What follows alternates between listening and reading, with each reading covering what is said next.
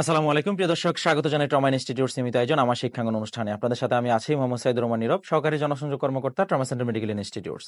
আজকে আমরা কথা বলবো পুষ্টিকর খাদ্য নিয়ে। পুষ্টিকর খাদ্য সুস্থ জীবনের মূল ভিত্তি। এই বিষয়ে কথা বলার জন্য এই মুহূর্তে স্টুডিওতে উপস্থিত আছেন শ্যামলী মেডিকেল অ্যাসিস্ট্যান্ট ট্রেনিং স্কুলের একজন শিক্ষার্থী। আমরা সরাসরি পরিচিত হয়ে নিব তার সাথে। কেমন আছেন? আলহামদুলিল্লাহ, ভালো আছে। দর্শকদের উদ্দেশ্যে আপনার পরিচয়টা দিবেন।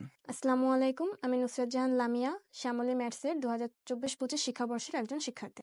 আপনার হোম ডিস্ট্রিক্ট কোথায়? ঝালকাঠে। আপনি কোন স্কুল থেকে পড়াশোনা করেছেন? Monijar Rahman girls school and college. Nusrat, আমাদের অনুষ্ঠানে আপনাকে স্বাগত। প্রথমেই বলুন তো, পুষ্টিকর খাদ্য বলতে আমরা কি বুঝি? ধন্যবাদ। পুষ্টিকর খাদ্য হলো এমন খাবার যা শরীরের বৃদ্ধি, শক্তি ও রোগ প্রতিরোধ ক্ষমতা বাড়াতে প্রয়োজনীয় উপাদান সরবরাহ করে, যেমন প্রোটিন, কার্বোহাইড্রেট, ফ্যাট, ভিটামিন ও খনিজ। কোন কোন খাদ্য উপাদান আমাদের প্রতিদিনের খাদ্য তালিকায় থাকা উচিত? প্রতিদিনের খাদ্যে থাকা উচিত চাল, রুটি, ডাল, ডিম, মাছ বা মাংস, শাকসবজি ও ফলমূল এবং সামান্য পরিমাণ চর্বি। পরিমাণ ও বৈচিত্র্য দুটোই জরুরি। অনেকেই বলেন ফাস্টফুড খেলে ক্ষতি হয়, এটা কতটা সত্য? এটা একেবারে সত্য।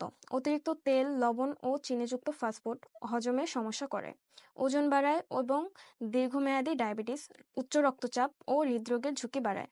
তাই ফাস্টফুড কম খাওয়া উচিত। আপনারা এই বিষয়ে সাধারণ মানুষকে কিভাবে সচেতন করেন? আমরা স্কুল, কমিউনিটি ক্লাস এবং মাদের উঠান বৈঠকে পুষ্টি নিয়ে আলোচনা করি। পুষ্টিকর খাদ্য নিয়ে চার্ট, পোস্টার বানিয়ে মানুষকে দেখাই কম খরচে কিভাবে পুষ্টি নিশ্চিত করা যায়। পুষ্টির অভাবে কি ধরনের সমস্যা দেখা দিতে পারে? পুষ্টিহীনতায় শিশুদের শারীরিক ও মানসিক বিকাশের সমস্যা হয়।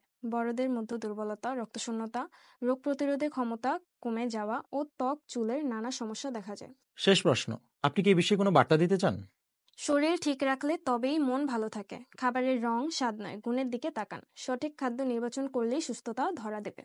আমাদেরকে সময় দেওয়ার জন্য আপনাকে অসংখ্য ধন্যবাদ। আপনাকে অসংখ্য ধন্যবাদ এত সুন্দর একটি অনুষ্ঠানে আমাকে নিমন্ত্রণ করার জন্য। প্রিয় দর্শক, আজকের আলোচনা থেকে আমরা বুঝতে পারলাম পুষ্টিকর খাদ্যের বিকল্প কোনো কিছু নেই। চলুন আজকে থেকে আমরা পুষ্টিকর খাদ্যের অভ্যাস গড়ে তুলি। সবাইকে শ্যামলী ম্যাটসের সাথে থাকার জন্য আন্তরিক ধন্যবাদ। আজকের মতো এখানে শেষ করছি। দেখা হবে পরবর্তী পর্বে। ততদিন ভালো থাকুন, সুস্থ থাকুন।